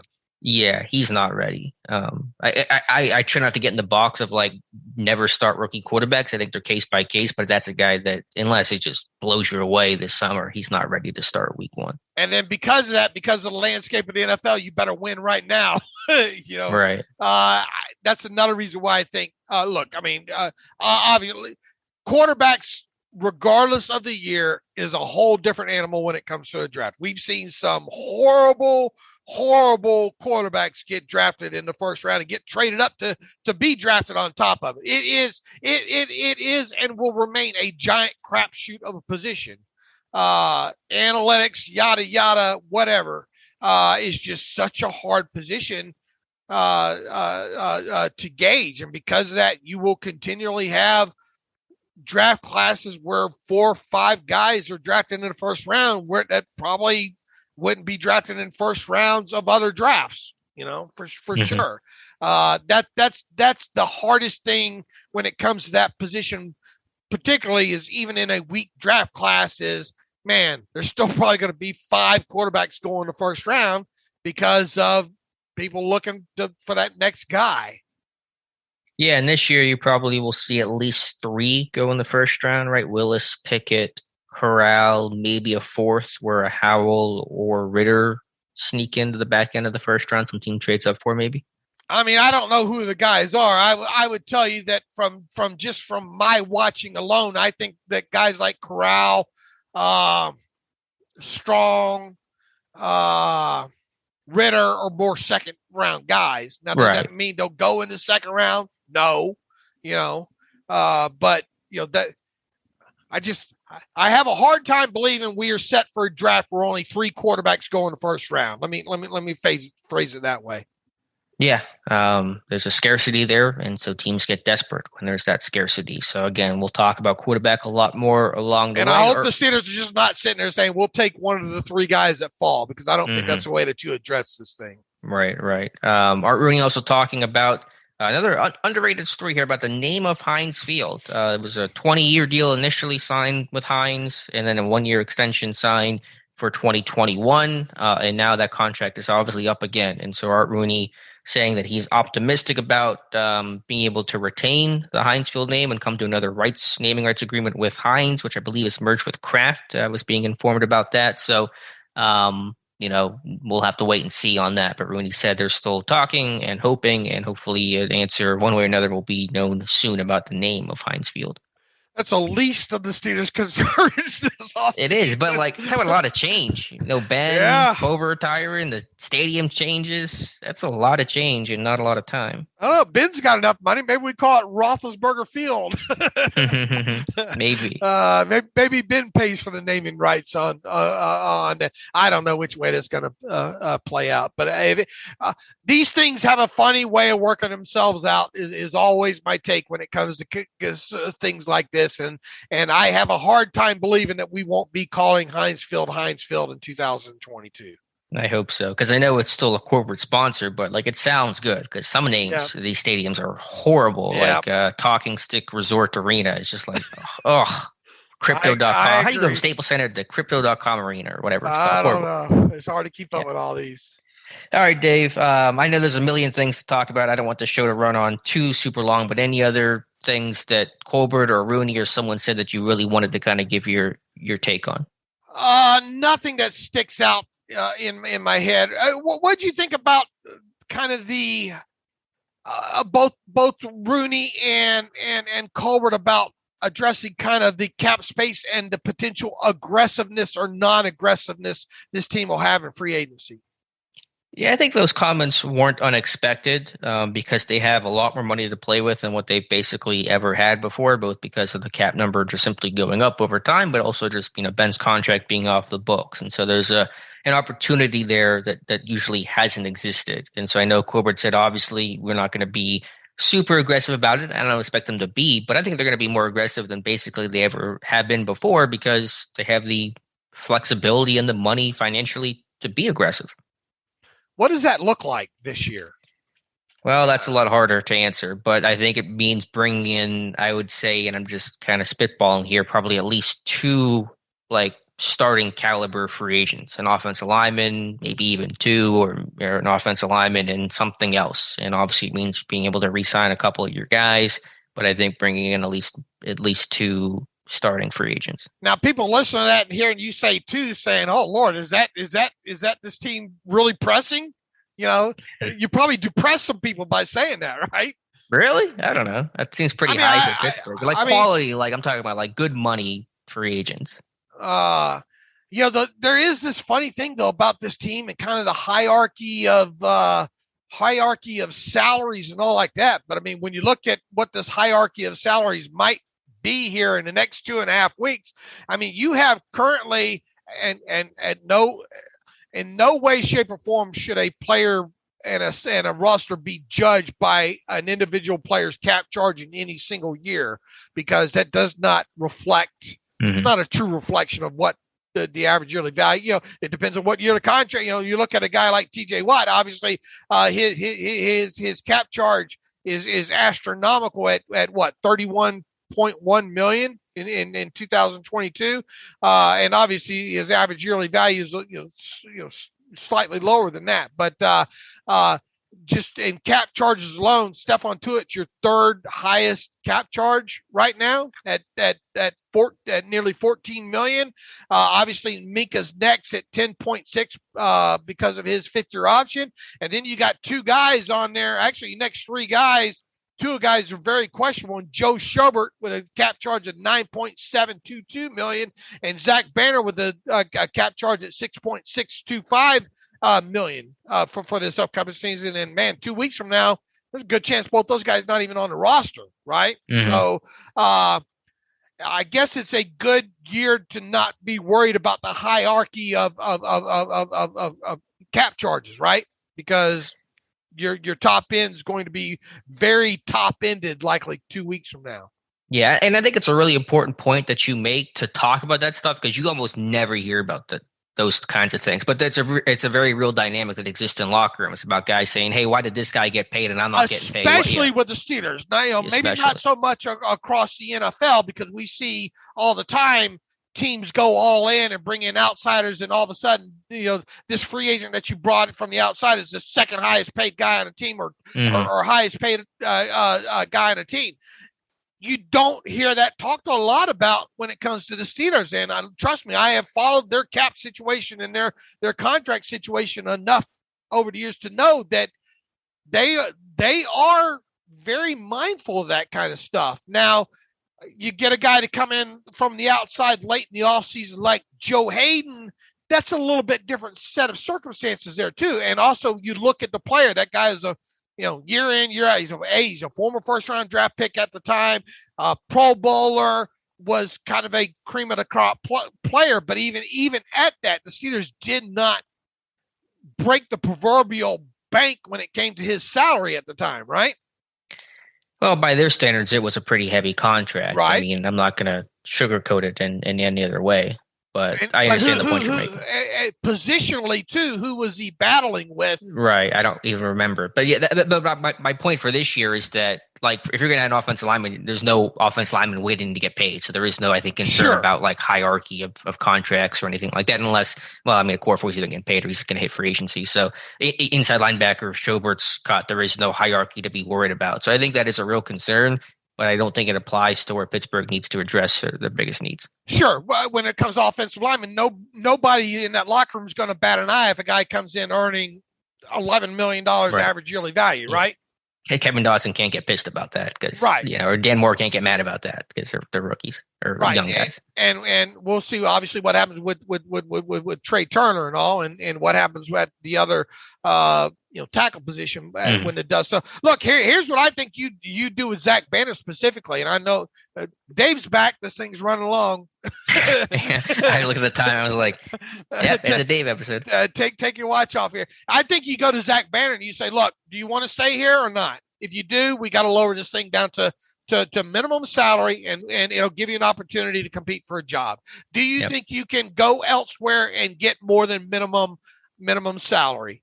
And if he can, what kind of guarantee is he going to get that he'll last the remainder of the summer?" I think you go to Zach Banner and you say, "Look, we gave you an opportunity last year. It didn't work out. Unfortunately, do you want to compete for the right tackle job? If so, you have to lower that $5 million base down to the 1 point whatever million minimum.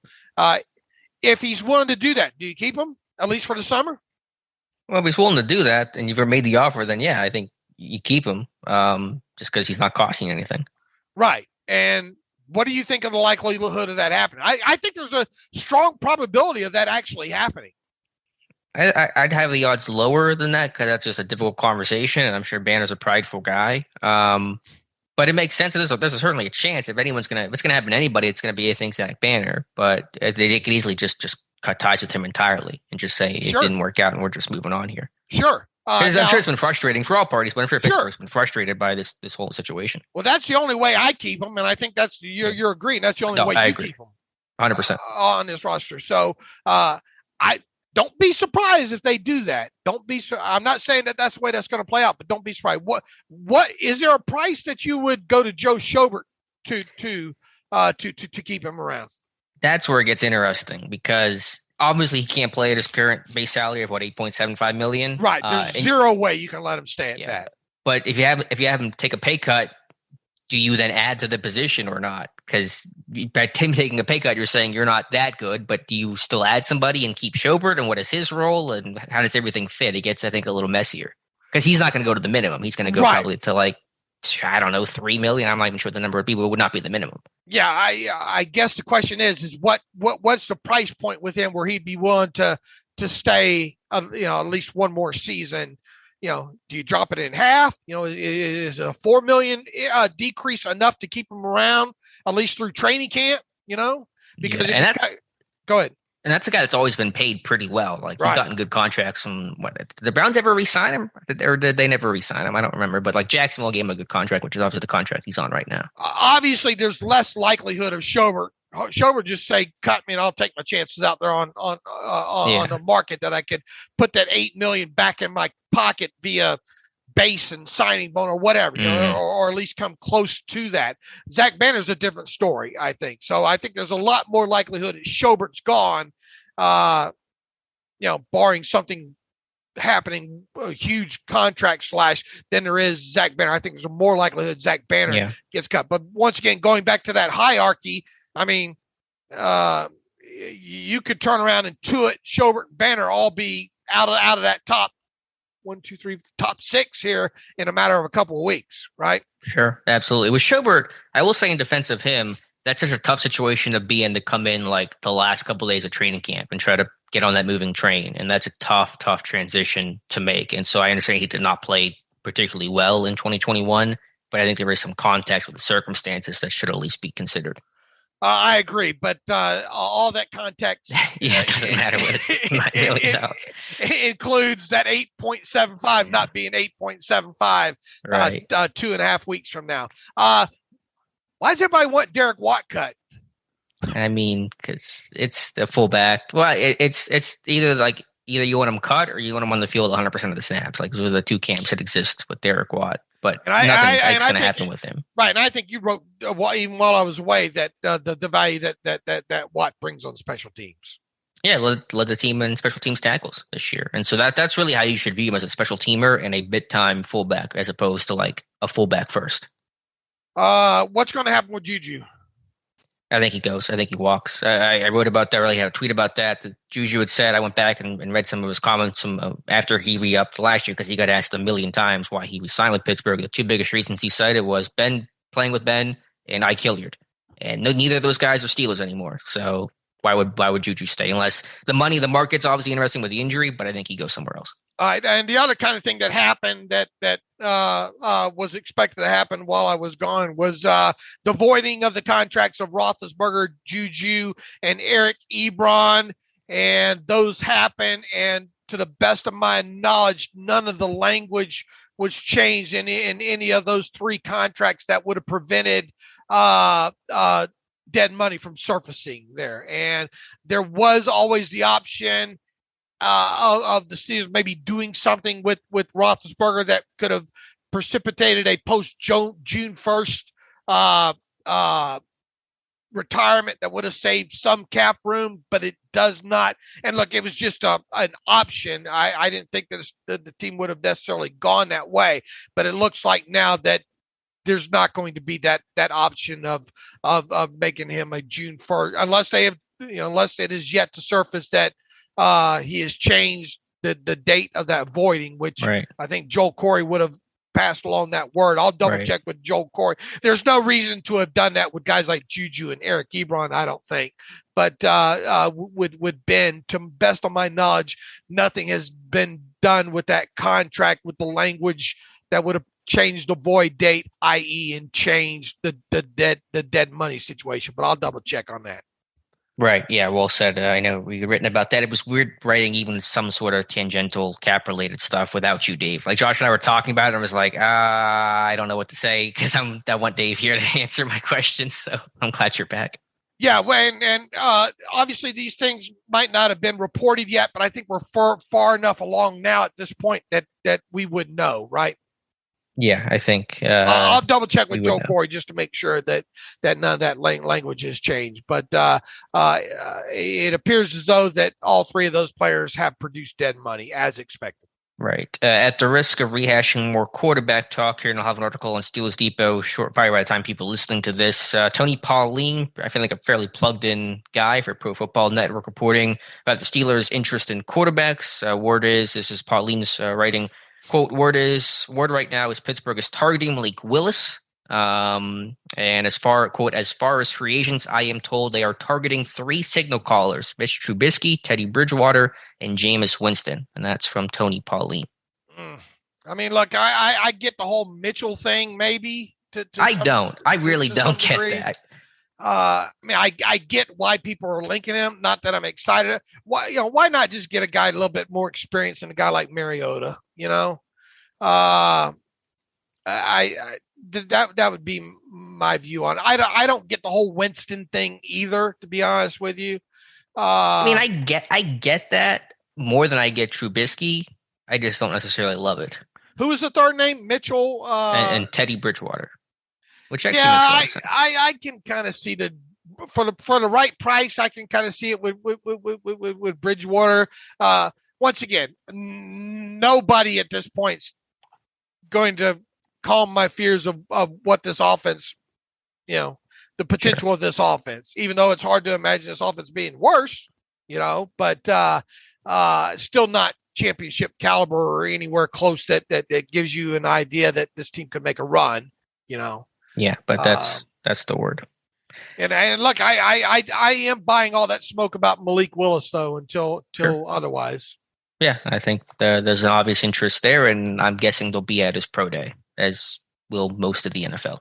Yep, and look, exciting week on tap, right? We get back to we will have probably the most expansive up to the minute combine results coverage here as this thing goes on. I'm glad that they worked all this mess out with people with the athletes not boycotting this thing, right?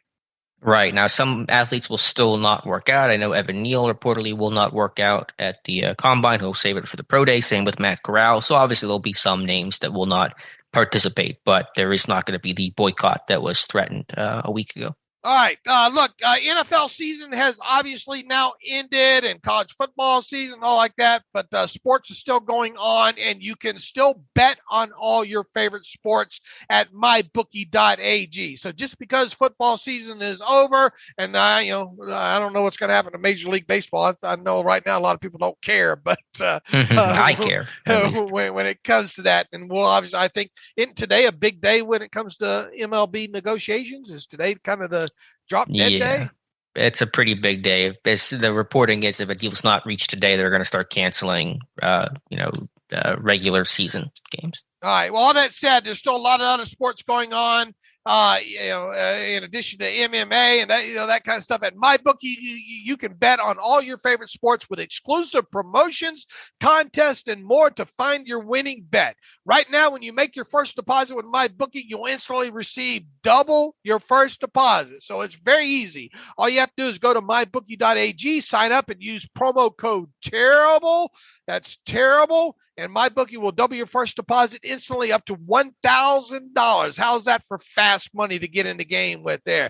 You can obviously use those extra funds to bet right away on the biggest NBA and NHL and college basketball games. Man, we're almost to March Madness. It's almost that time of year already there. So there's plenty of stuff to bet on right now. This promotion is going to be only available for a limited time longer, so don't miss out.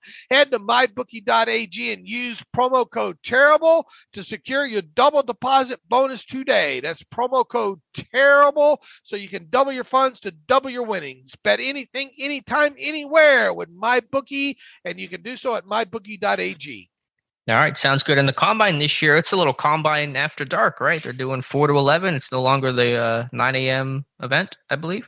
If that's what you're telling me, I'll double check. I believe so on that. I believe it is going to be more not having these guys up running in their underwear at the crack of dawn. So, but man, there's nothing better than watching this stuff in real time and plugging in those numbers. I really look forward to this, and you and I have a system down. I think we already got the sheets ready and all like that. I think we got to plug in a couple of maybe heights and weights along the line here in the next couple of weeks, and some hand sizes here in the next couple of days. And once again, we will have Jonathan Heitritter I think he's on the ground in Indianapolis already. If not, he will be in a matter of hours reporting back to us from the combine. So excited to have representation at the combine for the first time ever, Alex.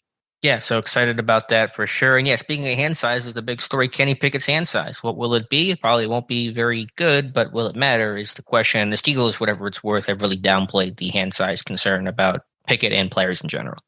All right, let's get to a couple of emails here real quick. Jay Barbati writes in, some guys who could be cap casualties, any names stand out to you? He writes, Mitch Morse, Zach Cunningham, Eric Kendricks, Eddie Goldman, Kenyon Drake.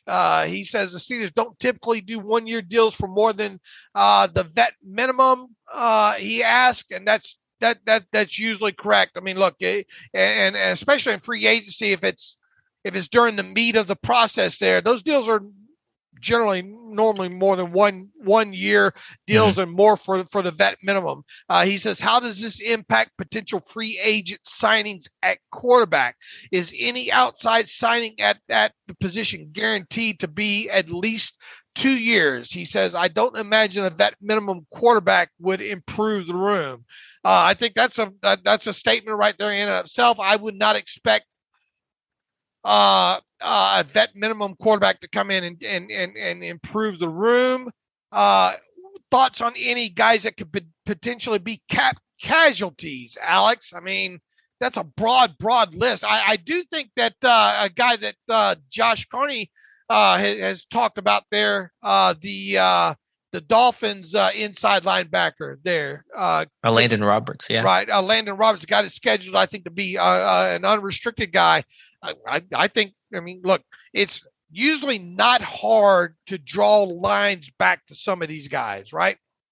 Right. Yeah, there's dot connecting there, obviously. I think Roberts was with Flores in both New England and in Miami, obviously. And so there's an easy line to be drawn there at a position of potential and really likely need for the Pittsburgh Steelers. So that makes sense. Whether some of the guys that Pat Meyer coached, the Sam Tevy and Michael Schofield on the offensive line, there's some dot connecting there. Dante Hightower, although he's older, his play is declining, so it might be a bit tougher. But he's still physical and plays downhill and plays to run, which is what Pittsburgh, I think, needs first and foremost. So in terms of cap casualties, I'm not sure. I haven't looked at a potential list, and we'll wait and see, and we'll get our answers before free agency. Obviously in Pittsburgh, the names we talked about, Zach Banner, Joe Schobert, being the two most likely to get to HEFO.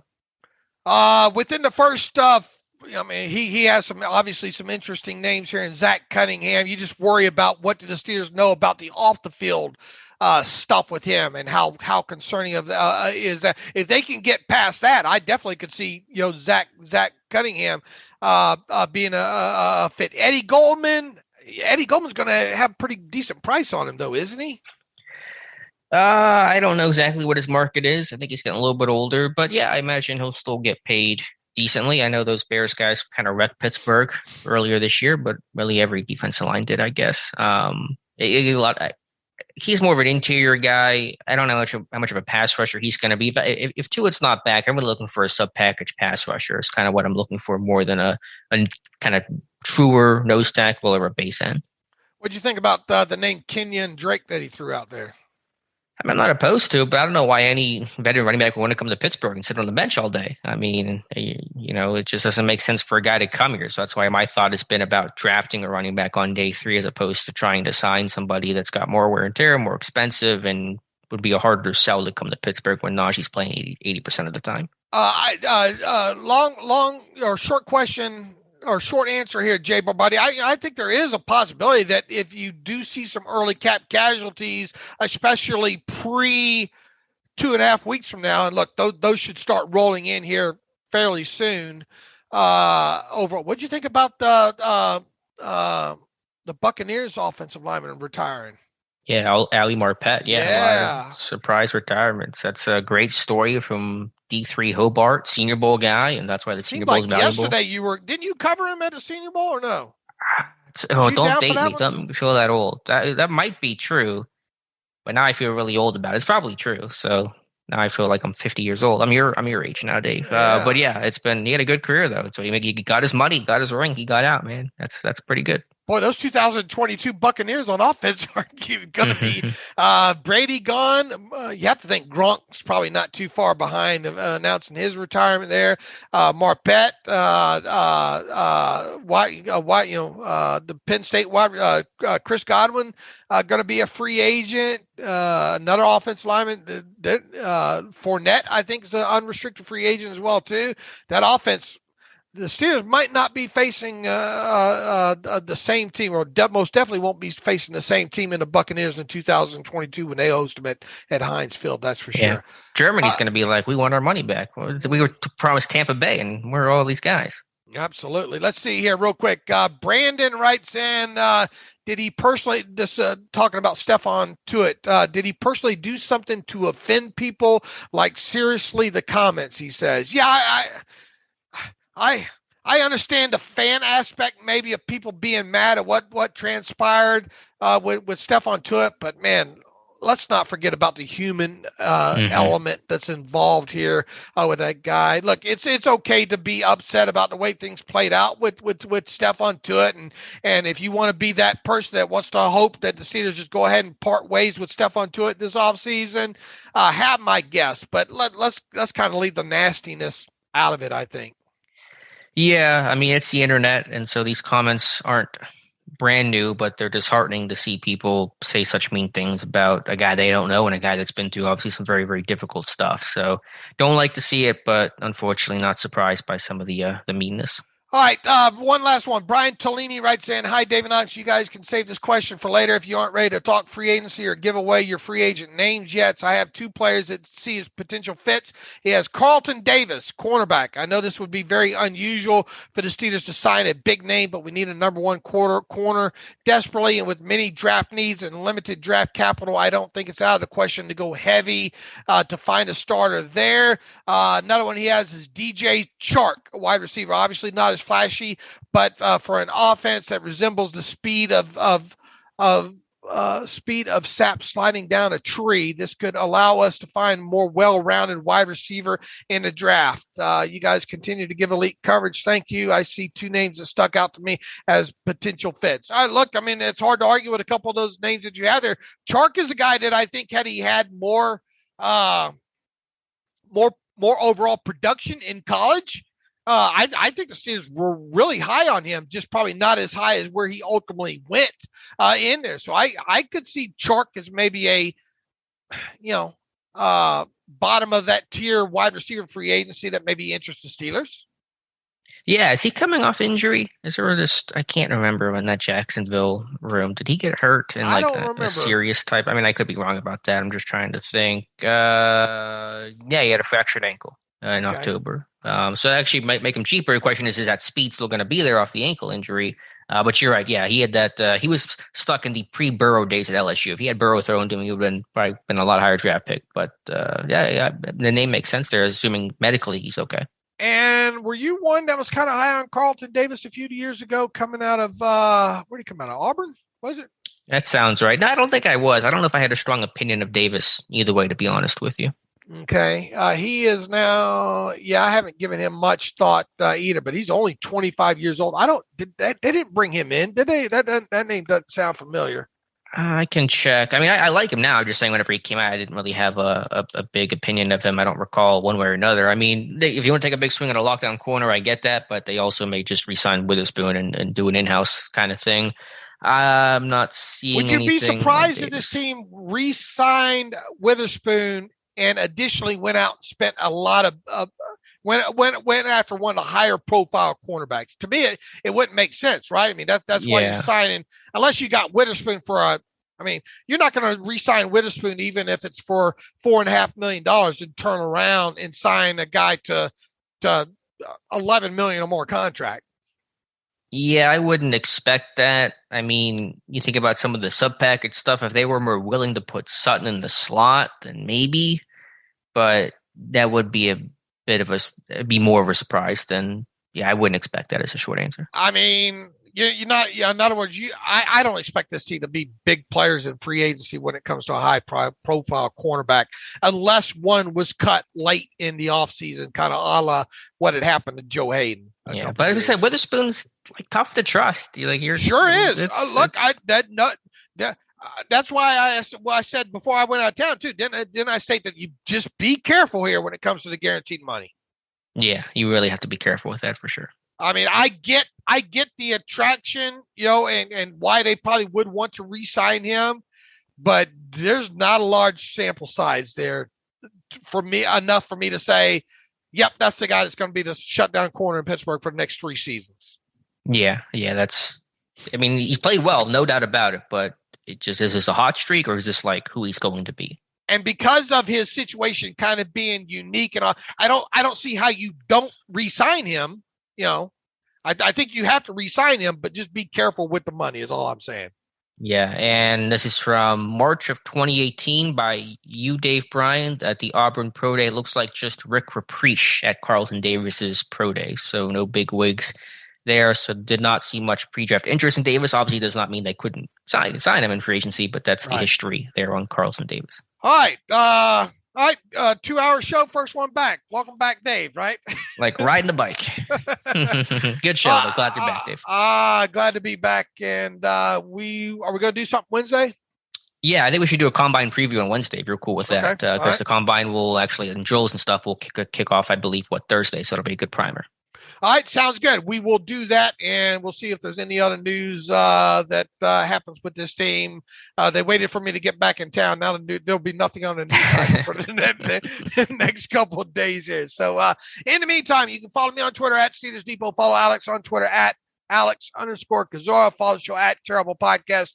Email the show, theterriblepodcast@gmail.com. If you like what we do and want to donate to the cause, go to SteelersDepot.com, hit the donate button, upper right navigational bar. Also, if you want an ad-free version of the site, go to SteelersDepot.com for $25. You can get that. We will have, obviously, easy to find links on all the draft profiles you guys continue to throw up, and the combine results. They shouldn't be hard to find at all at Steelers Depot this coming week. Really excited to cover the combine again from the outside with Alex and put, look for certain numbers that we like to look for and kind of start getting a better idea, maybe potentially at who the Steelers more likely to gravitate towards when it comes to 2022 NFL draft. So until Wednesday, as always, thanks for listening to the Terrible Podcast with Dave and Alex.